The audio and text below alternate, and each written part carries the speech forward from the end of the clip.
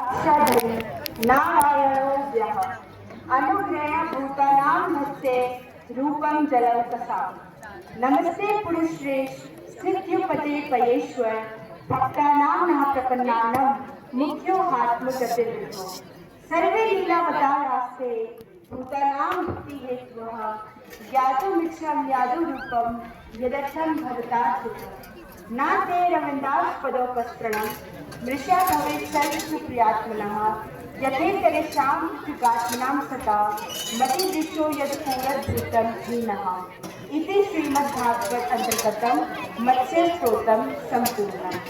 सुप्रभात। यहाँ उपस्थित सम्मान्य निर्णायकगण, इति नाट्य संस्थान के सभी सदस्यगण और यहाँ उपस्थित सभी प्रतिभागियों को मेरा अभिनंदन। जब अंधकार बढ़ने लगता है, जब ज्ञान संकट में पड़ जाता है और जब सृष्टि का संतुलन डगमगाने लगता है, तब पालनकर्ता अवतार लेते हैं। अनंत समुद्र की गहराइयों से प्रकट होता है पहला दिव्य अवतार, मत्स्य अवतार, एक मछली के रूप में रक्षक। यह कहानी है आस्था की, विनम्रता की और दिव्य उद्देश्य की। यह कहानी है राजा सत्यव्रत की और एक नई सृष्टि की शुरुआत की। तो चलिए चलते हैं नाटक के प्रथम दृश्य की ओर, जिसमें राजा सत्यव्रत की होती है छोटी मछली से भेंट।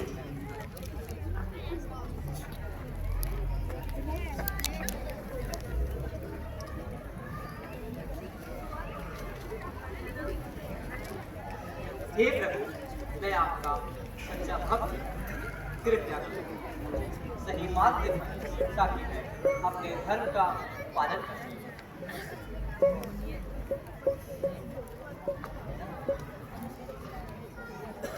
ओम सूर्यदेवाय नमः।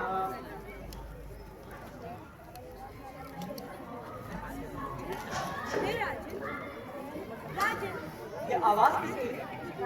मैं आपके हाथ में मुझे जल्दी वापस मत छोड़िए। एक बहुत छोटी सी मछली, यहाँ बड़ी मछलियाँ खा जाएगी।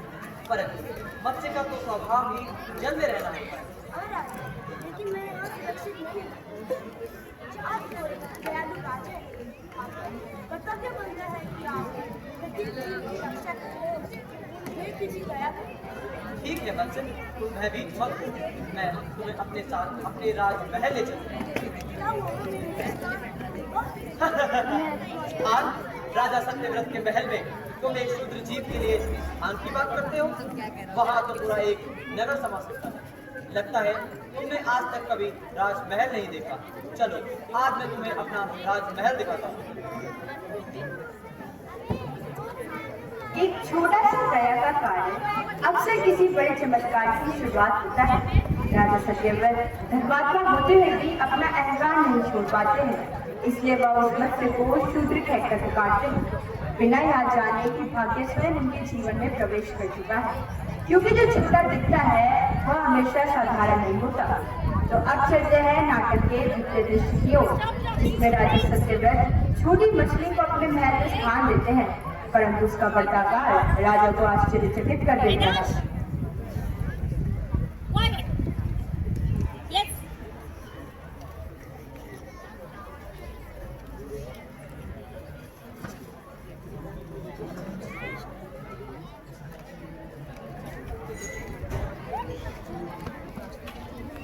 हे मत्स्य, अब तुम यहाँ पर निश्चिंत होकर, तुम्हें यहाँ पर कोई कष्ट नहीं। धन्यवाद राजा, यह बात अब मेरे लिए पर्याप्त है। आज मुझे अपने राजा होने पर बहुत गर्व है। आज मैंने अपने धर्म का पालन करते हुए एक शूद्र जीव के प्राणों की रक्षा की। राजन, हे राजन, राजन।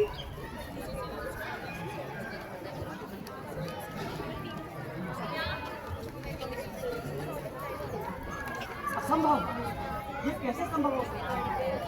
बोलो मत्स्य, तुमने मुझे पुकारा। राजन, मेरी सहायता करें। यह पाप अब मेरे लिए पर्याप्त नहीं है। परंतु यह पात्र तो तुम्हारे लिए पर्याप्त था मत्स्य। नहीं राजन, इस पात्र में अब मेरा रहना कठिन हो गया। मुझे किसी बड़े सरोवर में स्थान दे। ये क्या हो रहा है? इस मत्स्य का आकार अचानक से इतना बड़ा कैसे हो गया? इसमें आश्चर्य की क्या बात है? मछली, और मछली का आकार बनना तो स्वाभाविक सी बात है। ठीक है मत्स्य, तुम भयभीत मत हो। मैं स्वयं तुम्हें एक विशाल नदी में एक स्थान दूंगा।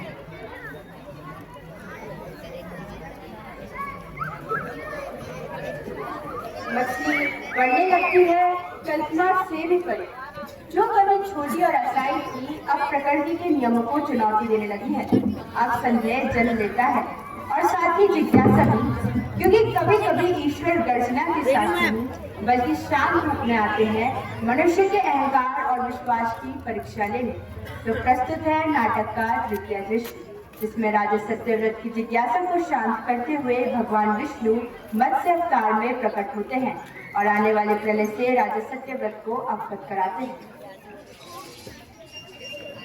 हे मत्स्य, अब तुम यहाँ पर निश्चिंत होकर, तुम्हें यहाँ पर कोई कष्ट नहीं।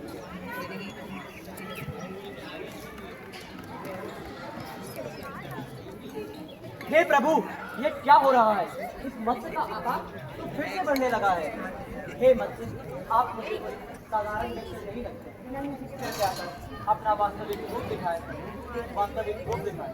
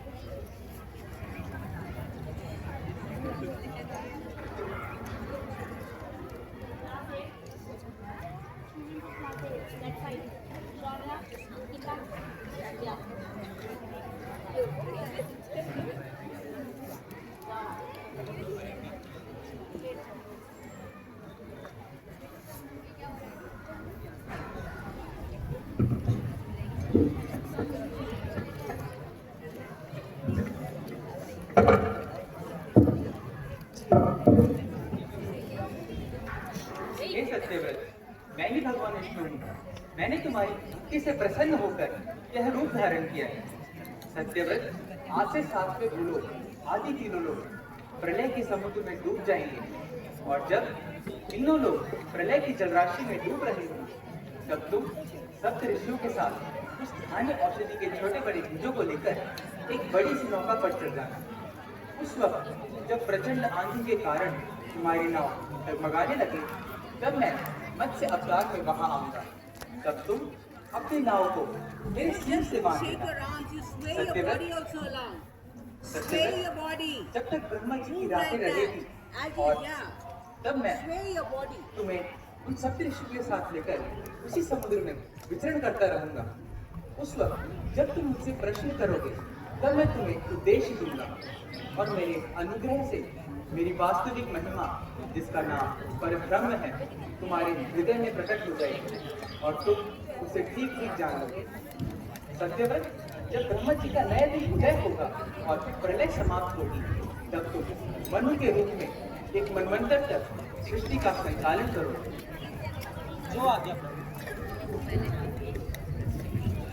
प्रस्तुत है नाटक का चतुर्थ और बहुत महत्वपूर्ण दृश्य। इस दृश्य में भगवान विष्णु द्वारा दी गई प्रलय की घोषणा सत्य होते हुए विराट रूप लेती है।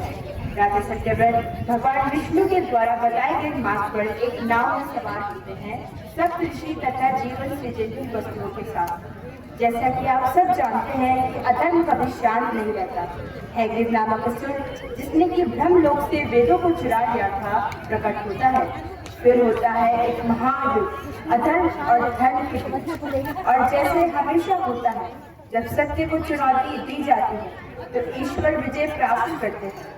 वेदों को पुनः भगवान विष्णु द्वारा प्राप्त किया जाता है और उनके साथ लौटती है आशा, शिक्षा और ज्ञान की किरण।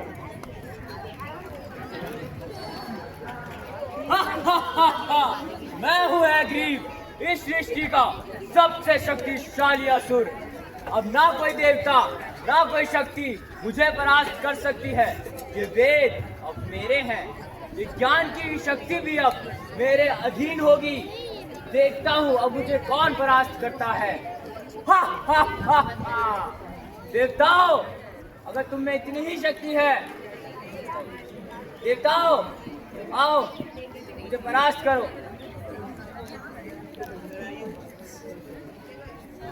विष्णु, अगर तुम में इतनी ही शक्ति है तो आओ युद्ध करो मुझसे और परास्त करो मुझे।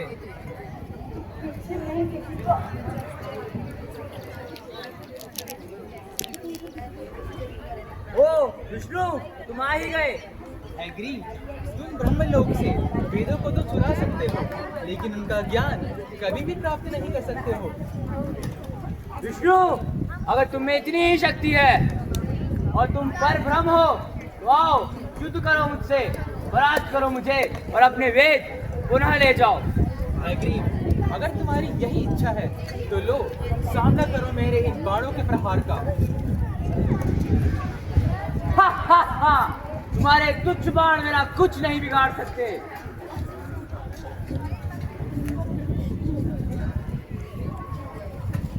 एग्री, अब तुम्हारे अहंकार को अंत करने का समय आ ही गया। मतलब ये सोचो कि वही एक्ट हो रहा है। ऐसे मत करो ना कि चलो आप थोड़ी देर रेस्ट करते हो। नहीं, वही सोचो कि ये एक्ट वही हो रहा है।